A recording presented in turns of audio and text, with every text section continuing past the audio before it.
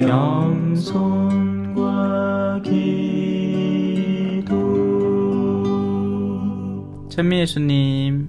하느님께서는 세상을 너무나 사랑하신 나머지 외아들을 내주시어 그를 믿는 사람은 누구나 멸망하지 않고 영원한 생명을 얻게 하셨다. 하느님께서 아들을 세상에 보내신 것은 세상을 심판하시려는 것이 아니라 세상이 아들을 통하여 구원을 받게 하시려는 것이다. 아들을 믿는 사람은 심판을 받지 않는다. 그러나 믿지 않는 자는 이미 심판을 받았다. 하느님의 외아들의 이름을 믿지 않았기 때문이다. 그 심판은 이러하다. 빛이 이 세상에 왔지만 사람들은 빛보다 어둠을 더 사랑하였다. 그들이 하는 일이 악하였기 때문이다. 악을 저지르는 자는 누구나 빛을 미워하고 빛으로 나아가지 않는다. 자기가 한 일이 드러나지 않게 하려는 것이다. 그러나 진리를 실천하는 이는 빛으로 나아간다. 자기가 한 일이 하느님 안에서 이루어졌음을 드러내려는 것이다. 주님의 말씀입니다.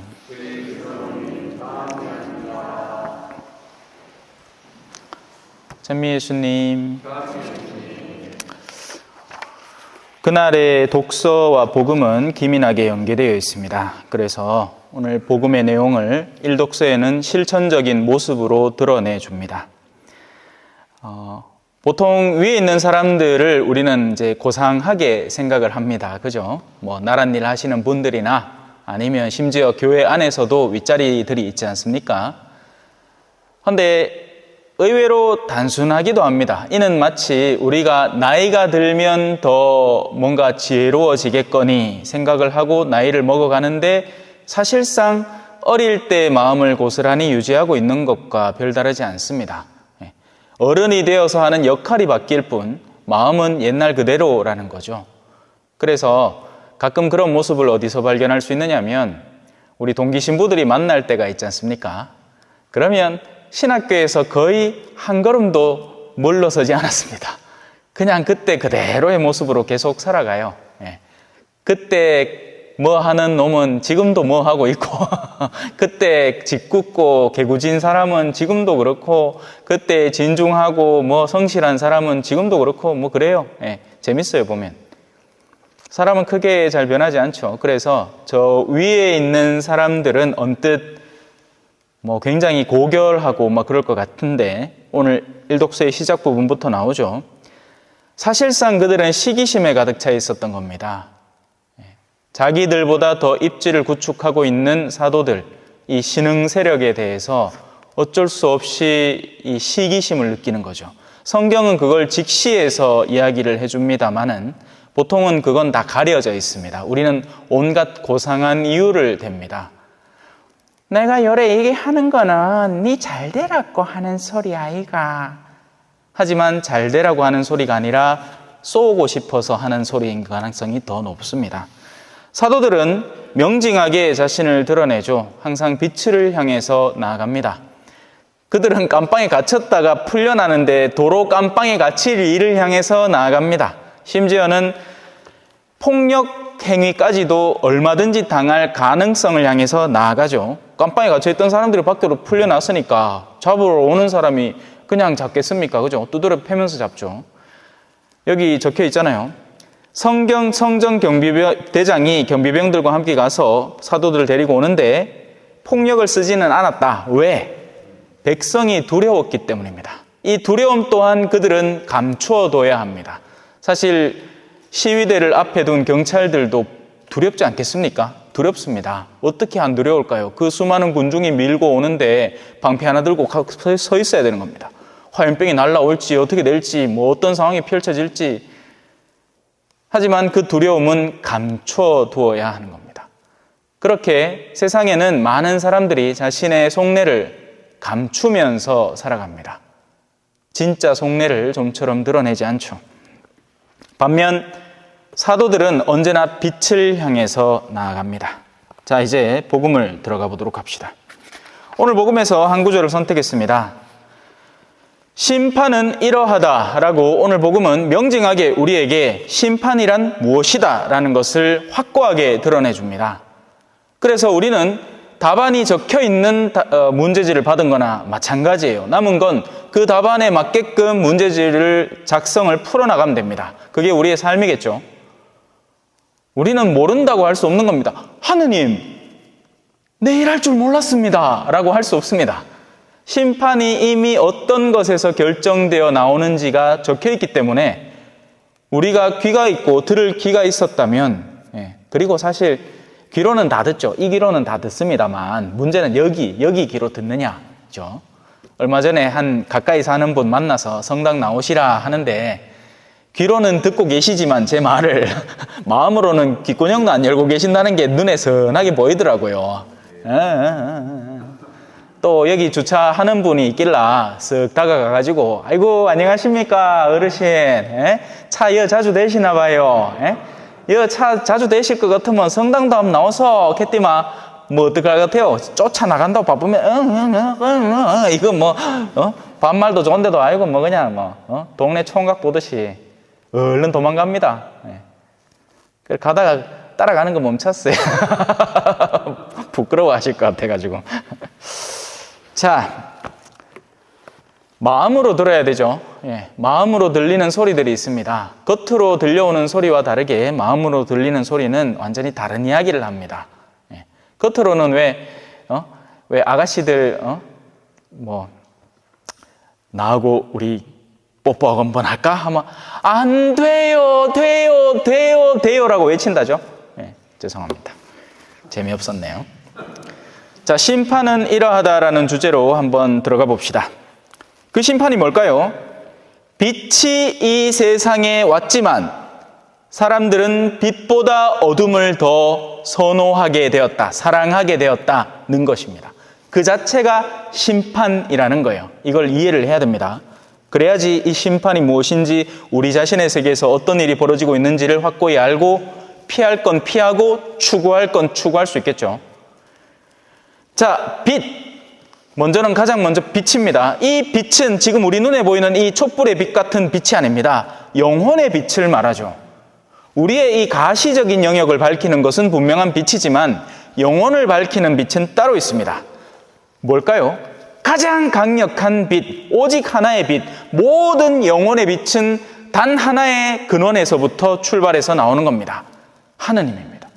하느님이 진짜 빛이고 오직 그분에게서만 진정한 빛이 존재하고 우리 모두는 사실상 거울이나 혹은 투명한 유리창 혹은 보석과 같습니다. 빛이 없으면 다이아몬드는 의미가 없습니다. 맞죠? 빛이 없는데 뭐 이게 뭐 돌띠인지 뭐 다이아인지 뭐 쇠띠인지 우야할기라. 빛이 있으니까 다이아가 반짝거리기 시작하는 겁니다. 유리창도 마찬가지고 거울도 마찬가지입니다. 빛이 없으면 그 모든 것들은 의미를 상실해버리는 겁니다. 우리가 이 지상에서 선하다 할 때는 하느님으로부터 받은 무언가를 지니고 있기에 선한 겁니다. 우리는 그래서 그분께 기꺼이 우리의 의지를 내어 바치는 순종을 드려야 됩니다. 그걸 가장 완전하게 하신 분이 누구셨죠? 예수 그리스도입니다. 그죠? 하느님의 오른편에 앉아 계시던 분이 이 땅에 내려오시고 죽음에 이르기까지, 십자가의 죽음에 이르기까지 순종하신 겁니다. 오직 예라고 한 거죠. 그래서 그분께서 원하시는 뜻을 나에게 주어진 뜻, 여러분에게 각자에게 주어진 뜻, 그건 다 달라요. 저는 사제이기 때문에 사제로서 그분께서 의도하시는 뜻을 이해하고 펼쳐나가면 됩니다. 하지만 여러분은 여러분의 자리에서 필요한 뜻들이 있겠죠.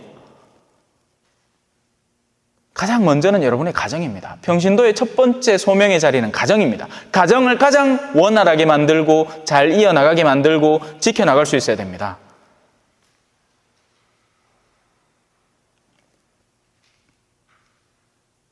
매번 주님의 기도에서 우리 그렇게 기도합니다. 아버지의 뜻이 하늘에서와 같이 땅에서도 이루어지소서. 근데 그 말은 알아서 이루어지도록 하소. 뭐 당신이 알아서 다 할까 이게 아니라 그 기도를 하고 있는 나 자신이 그 뜻의 구체적인 실행 여력이 되어야 한다는 겁니다. 이 지상에서의 하느님 아버지의 뜻의 실행 도구가 되어야 한다는 거죠. 하느님 네 알아서 다 해라 이 말이 아니라 아버지의 뜻이 하늘에서와 같이 땅에서도 이루어지게 해달라는 기도를 하면서 내가 그 도구가 되도록 한다는 겁니다. 어딘가에 갈려 지리겨지고 그래야 미랄이 하나가 빵이 되는 거죠. 나를 통하지 않고서는 내 주변이 복음화되지 않는 겁니다. 누군가에게 맡길 수 있는 일이 아니라는 거죠. 오직 하느님만이 진정한 빛의 근원이시기 때문에 우리는 그렇게 그분께 기꺼이 순종을 드리고 그분의 뜻을 펼쳐나가야 하는 겁니다. 다른 빛은 존재하지 않습니다. 다른 빛은 없어요. 빛스러운 것들이 우리를 속일 뿐이죠. 진짜 빛은 오직 하느님뿐입니다. 하느님의 자녀들은 당연히 그 빛을 알고 따릅니다. 이건 너무 자연스러운 일이에요. 너무 자연스러운 일이에요. 그래서 하느님을 따르는 것이 우리의 내면에 기쁨을 줍니다. 이건 마치 술을 사랑하는 사람이 술을 마시면서 기쁨을 느끼고 섹스를 사랑하는 사람이 성적인 쾌락에 빠져들면서 기쁨을 느끼고 뭔가 물건에 중독된 사람이 쇼핑을 하면서 즐거움을 느끼고 그거하고 똑같이 우리는 하느님의 자녀이기 때문에 하느님의 것을 더 가까이 하면서 즐거움을 느끼게 되는 겁니다.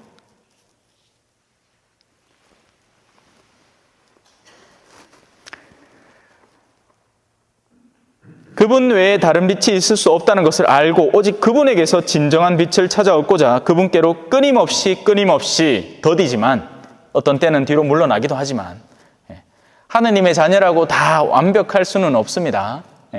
어떤 때는 이제 하느님 믿고 살겠다 하는데 옆에 남편이 와가지고 뭐 카마 갑자기 성질을 부르륵 냈다가 아이고 죄송합니다 하고는 또 회개하고 그 일련의 모든 과정들이 필요한 겁니다. 그래야 우리의 내면이 더욱더 단련되는 거예요. 아무것도 없이 맨날 빨려 들어가기만 하는 영혼은 없습니다. 일상 안에서 앞서거니 뒤서거니 하면서 그 모든 체험들이 점점 나의 이 그릇을 확장해 가는 거죠. 마치 이 질그릇 있잖아요. 옛날 사랑과 영혼 영화 기억나죠? My love 하면서 이제 찰흙을 이렇게 막 만들어가 막 쭉쭉쭉쭉 안 벌리 나갑니까? 돌돌돌돌돌 돌리가매. 질그릇 왜 만든지 알죠? 그러려고 하면 힘을 줘서 넓혀야 되는 겁니다. 우리가 하늘나라에 가면 우리 저마다의 영혼의 그릇들을 갖고 갈 텐데요. 지상에서 우리가 감내하는 인내력만큼 그 영혼의 그릇이 넓게 확장되어 있을 거예요. 더한 영역을 즐길 수 있게 된단 말입니다. 스펙트럼이 더욱 많아지는 거죠. 그래서 하느님의 자녀들은 시련과 고통에 대해서 두려움보다는 그 안에 숨어있는 하느님의 뜻을 찾는 데 특화되어 있습니다. 이건 무슨 뜻일까? 왜 나한테 이런 일이 벌어지지? 나는 왜 그 험한 동네에 가서 선교를 해야만 했을까? 또 그 안에서도 모든 일이 사람들은 왜 다른 사람의 삶 자체를 추상화시키는 경향이 있습니다. 그러면 제가 막 선교생활 좋았다 하면 다 좋았을 걸로 착각을 하는데 그렇지 않겠죠. 그 안에서도 별의별 사건들이 다 있었습니다. 정말 뭐 어떤 건 이제 여러분한테 벌써 소개를 해드린 것도 있고 뭐 강도를 이런 건 사실 약과예요. 그건 외적인 고통이잖아요. 강도를 당한 거는 외부에서 밀려 들어온 고통 아닙니까? 그거 어떡하겠어요, 그죠? 그런데 실질적인 것은 내면에서부터 이루어지는 것이 정말 사악하고 음험한 고통입니다. 이건 또 이 인간의 의지라는 건 굉장히 강력한 거기 때문에 외부적인 건 아무리 예를 들어서 인도에 그런 사람이 있었다죠. 자기 아내를 데리고 병원을 데려가는데 마을에서 병원까지 직선거리는 한 5km밖에 안 되는데 거기를 가려니 산이 가로막고 있어서 둘러가다가 아내가 죽어버린 거예요. 그래서 그 사람이 한이 맺혀가지고 그날부터 산을 파기 시작합니다. 22년이 걸려서 산에 길을 냈어요. 우리의 외부를 가로막고 있는 것들은 아무리 크고 험난해 보인다 하더라도 우리의 의지가 생생히 살아있다면 깨부술 수 있는 겁니다. 그런데 인간의 의지는 정반대예요. 정말 쉬워 보이지만 가장 강력한 산인 겁니다. 그건 여러분들이 지금 겪고 있는 일들 중에 자녀들의 신앙을 돌이키려고 할 때, 혹은 남편을 성당으로 이끌어드리려고 할 때 겪고 있는 거잖아요. 안 된단 말이에요, 그게.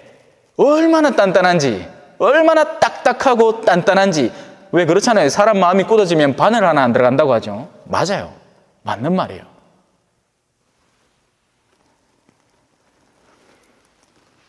하느님의 자녀들은 그래서 항시적으로 하느님이라는 분에게 순종을 드리면서 그분께 끊임없이 나아갑니다. 하루도 멈추지 않아요. 어제는 다르고 오늘 새로 다른 겁니다. 여러분, 매일매일은요, 사실상 선물이에요. 이걸 이해해야 됩니다. 아이고, 지겹 죽겠네. 오늘 또 하루씩. 이게 절대 아니에요. 오늘 하루는 또 하나의 선물된 하느님으로부터 허락된 시간이라는 것을 인지하셔야 돼요. 그런 것들이 누적되어 갈수록 여러분의 삶은 더욱더 깊이 하느님께 틀어박히게 되는 겁니다. 제가 항상 이야기하죠. 나사못이라고. 하루 그냥 헛도는 게 아니란 말입니다. 실패한 삶은 절대 없어요. 우리의 의지가 하느님께로 향해 있는 이상 슬픈 일이건 기쁜 일이건 좋은 일이건 나쁜 일이건, 우리 왜 이거 결혼할 때 얘기하잖아요. 그죠? 검은 머리 팥불이 되도록 기쁠 때나 슬플 때나 힘들 때나 괴로울 때나 남편 사랑이십니까? 하면 그때는 네 하지. 그때는 남편이 잘생겨 보이니까. 근데 그 다음 성질 부리면 이제 막 자다 이불로 막 베개로 막 푹 덮어보고 싶죠. 그죠?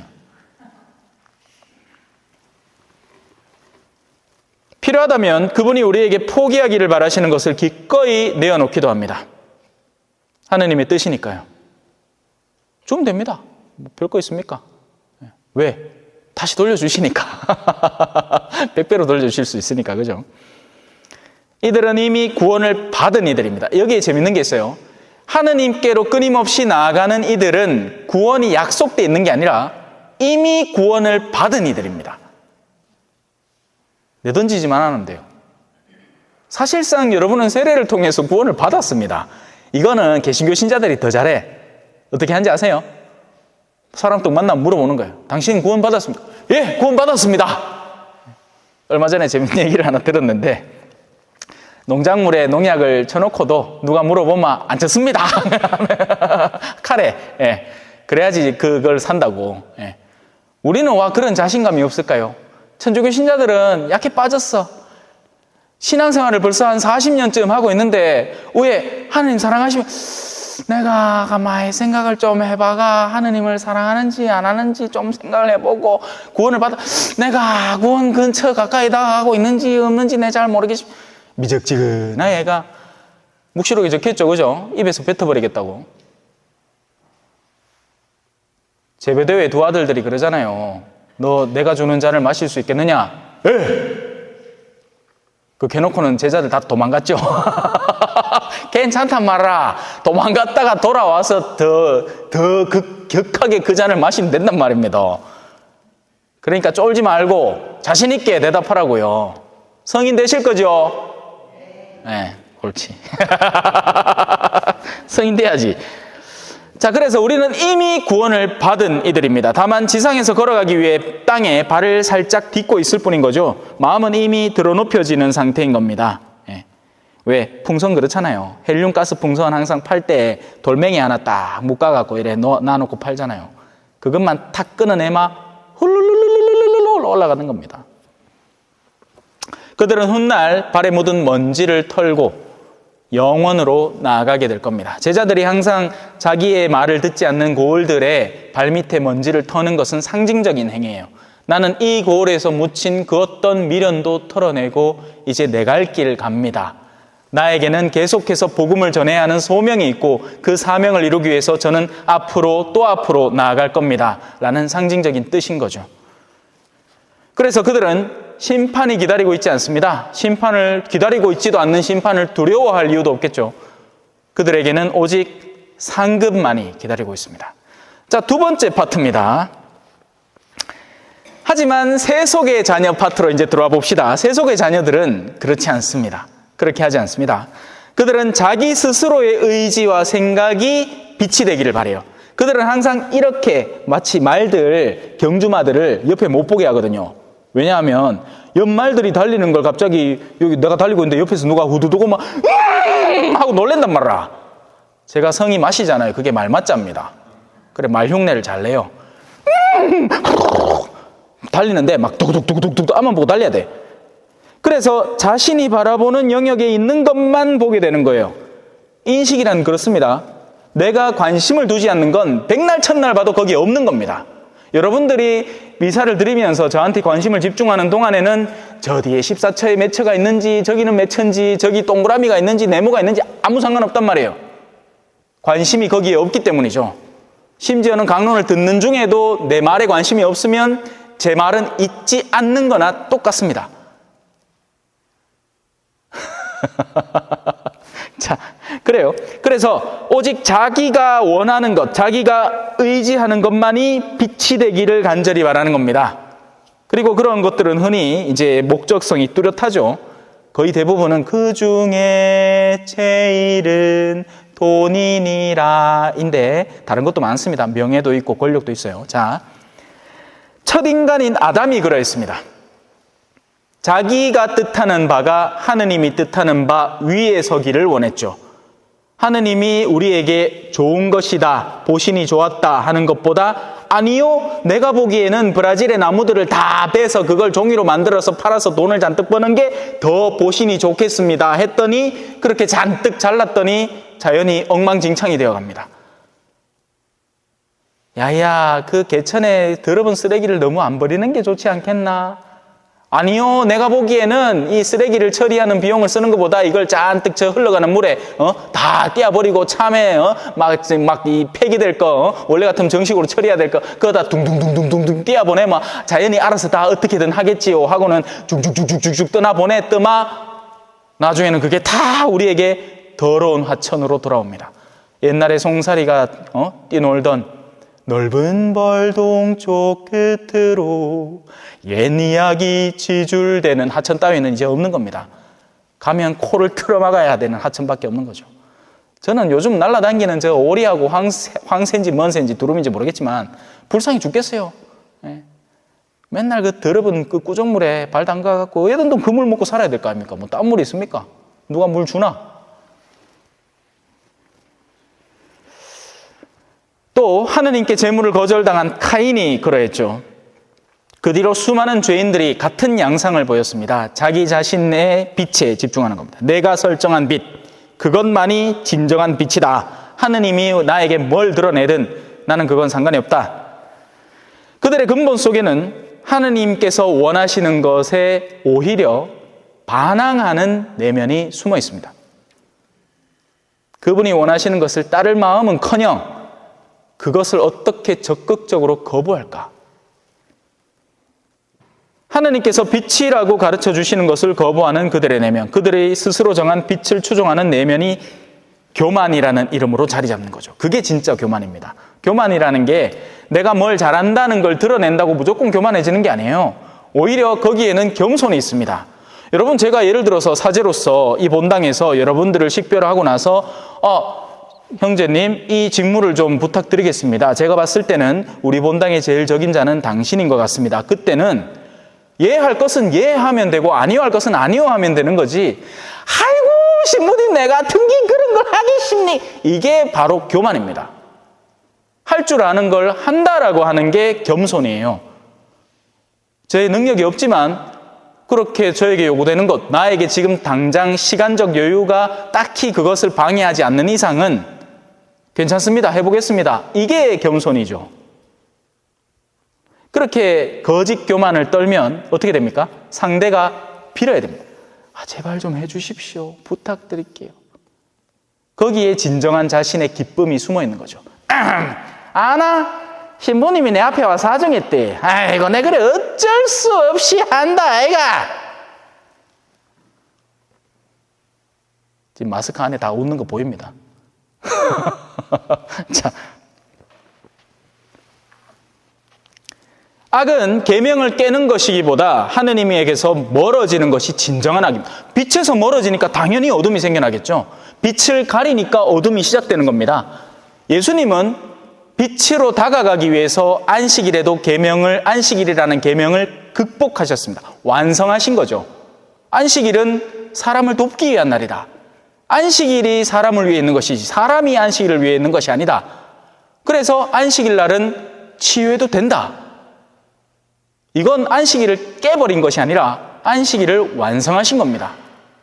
우리는 맨날 첫날 주일 깰까 봐 걱정만 하잖아요. 그죠? 네. 세속의 자녀들을 대표 수장은 누굴까요? 사탄입니다. 왜냐하면 사탄은 거짓의 아비로서 사람들을 속여서 하느님을 거부하도록 만드는 데 특화된 존재이기 때문입니다. 그들은 끊임없이 속임을 합니다. 너는 이런 이유로 성당을 못 간다는 이유를 100가지를 갖고 있단다. 바쁘지, 힘들지. 누구는 바빠도 나오고 힘들어도 나오는데 우리는 그 100가지가 다 하느님에게서 멀어지는 이유거리, 변명거리가 되는 겁니다. 그렇게 사람들을 속이는 거죠.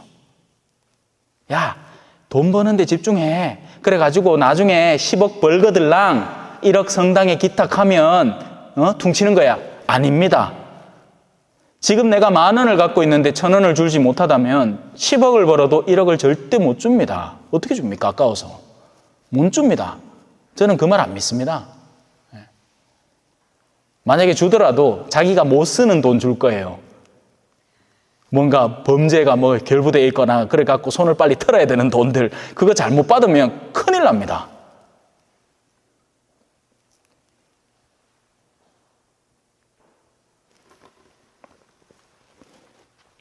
예수님은 보다 더 큰 하느님의 뜻을 위해서 때로는 안식일의 율법적 계명과 상관없이 행동하기도 하셨죠. 자, 그래서 그들은 음지에서, 진짜 세속의 자녀들 말입니다. 음지에서 활동합니다. 그리고 서로 수군거리며 항상 음험한 계획을 짜는 데 특화되어 있습니다. 내면적으로 느끼는 것들을 바탕으로 그걸 숨기고 마치 아닌 것처럼, 선한 의도에서 뭔가 나오는 것처럼, 마치 가야파가 예수님을 죽이나 살리나를 앞에 두고 한 사람이 다른 많은 사람을 위해서 죽는 게 옳으니라 알겠소, 이렇게 하는 것처럼. 그래서 그 자체가 그들의 심판이 되는 겁니다. 그 어둠 자체, 그 음험함 자체, 그걸 즐기고 있는 그들의 내면 자체가 곧 그들에게 심판의 근거점이 되고 그 자체가 심판이 되는 겁니다. 이걸 이해를 못하는 거예요. 마음이 어둡다는 것 자체가 심판이라는 것을 이해를 못하는 겁니다. 이 안타까운 사람들이. 왜? 세속적 쾌락이 자꾸 들어오거든요. 내가 누군가의 뒤통수를 치고 사기를 치고 하면 얻어지는 세속적인 것들이 있으니까 나는 내가 이기고 있다고 생각을 하는 겁니다. 아닌데, 그 자체가 지는 건데, 신부님, 내 이런 일로 내 돈이 욕심나서가 아니고요, 정의를 위해서, 올바른 일을 위해서 내가 소송을 걸라 하는데 소송 걸까요? 어떻게 답변해 주는 게 옳은 일이겠습니까? 만약에 그렇게 해서 소송이 시작되면 온 어둠이 영혼을 물들게 될 겁니다. 차라리 그들이 원하는 걸 갖고 가게 두는 게 오히려 낫습니다. 그게 가능하다면. 만약에 그렇게 해서 정말 내가 내일 당장 먹을 게 없다 이러면 생존을 위해서는 싸워야겠지만, 그게 아니라면, 보통은 그게 아니죠. 보통 그게 아닙니다. 형제간에 싸우는 이유가 아버지 유산을 내가 못 받으면 내일 당장 죽기 때문이 아니에요. 그렇지 않습니다. 욕심나서 그런 거죠. 그 욕심의 싸움의 굴레에 들어가고 싶은 겁니다. 왜? 아까우니까. 그들은 세상에서는 부유하고 쾌락적인 삶을 유지해 나갈 겁니다. 세속의 자녀들이니까 악마에 특화된 방법들을 잘 알고 속임과 기만과 여러 가지 이 합법적으로 불법을 저지르는 데 특화되어 있는 사람들이기 때문에 잘 벌 거예요. 뭐 많이 가질 겁니다. 하지만 그 모든 것들이 어느 날 한순간에 봄날의 꿈처럼 휙 사라져 버릴 겁니다. 눈을 뜨고 살아있을 때 그 일이 일어나면 그나마 다행일 수도 있어요. 왜? 회개의 기회가 주어질 거 아닙니까? 근데 그게 아니고 어느 순간인가 교통사고가 훅 난다든지 아니면 갑자기 없던 병이 발견된다든지 이래가지고 죽음이 코앞에 닥쳐오면 많이 늦을 거예요. 그리고 그것이 그들의 심판대가 될 것입니다. 영혼을 얻지 못하고 세속에 붙어버린 영혼 그 자체가 심판입니다. 빛이 세상에 왔지만 사람들은 빛보다 어둠을 더 사랑했습니다. 어둠을 사랑하는 이들은 거룩한 기쁨이 절대로 없습니다. 그들은 거룩한 기쁨이 뭔지도 몰라요. 거룩한 기쁨이란 깐 게 아니에요.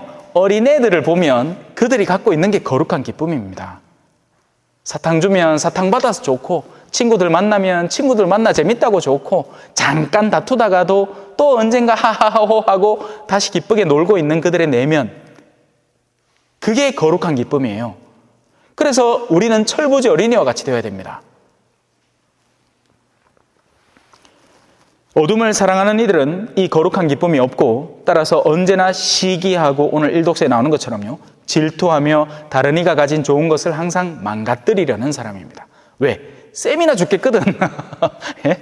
거룩한 이들이 거룩한 기쁨. 그래서 이 악을 가득 찬 어른들은요, 어떤 때는 애들도 한테도 괜히 심술을 부립니다. 그 무죄한 영혼들 앞에 내가 남편한테 속상한 거를 아들한테 풀어보는 기라. 왜냐하면 그 아들은 힘없고 유약하고 내가 하는 대로 그냥 받아들일 수밖에 없잖아요. 굉장히 나쁜 마음이죠. 그들은 항상 분열의 근거가 되고, 길가에 가만히 있는 예쁜 풀꽃을 괜히 짓밟고 망가뜨리고 지나가 버리는 사람입니다. 그들은 언제나 어둠 속에서 회의하고 빛으로 나아가지를 않습니다. 자신들이 한 일은 드러나지 않아야 하는 것입니다. 드러나는 순간 어마어마한 수치가 그들에게 돌아올 것이기 때문이죠. 그래서 그들의 회의 내용은 절대로 알 수가 없습니다. 뭔 얘기를 하는지 몰라요. 심지어 그들은 자신의 부류에 속한 이들도 서로 사랑하지 않습니다. 기회만 되면 등에 칼을 꽂으려고 하지. 잠깐 작당하는 순간 연합할 뿐이에요. 그들의 특징입니다. 정치권이 그렇잖아요. 어제까지 친구가 지금 저 수단에 난리 났다죠. 그게 왜 싸움이 일어났냐면 어제까지 친구였던 군부 정권 두 사람이 지금 뒤틀려서 싸우는 거예요. 꼴 좋죠 뭐. 안타깝게도 거기에 피비해보는 사람은 전부 다 선량한 시민들입니다. 빛으로 나아가는 이들의 길을 따라 함께 빛으로 나아가는 것이 아니라 자신이 있는 어둠으로 모든 이가 추락하기를 바라는 이들입니다. 조심하셔야 돼요. 휘말려들면 안 됩니다. 반면 진리를 실천하는 이는 항상 빛을 향해서 멈추지 않고 나아갑니다. 그리고 최종적으로 그들이 한 일이 하느님 안에서 이루어졌다는 것이 만천하에 드러나게 될 것입니다. 이 세상에서 안 되면 영원에서조차 드러납니다. 그래서 그들은 자신감 있게 살아갑니다. 비록 세상 안에서는 천덕이 취급을 받을지 모릅니다. 하지만 그들의 영혼은 세상 어느 존재보다 존귀한 것으로 하느님의 사랑받는 이들입니다. 아멘. 찬미 예수님, 겸손과 기도.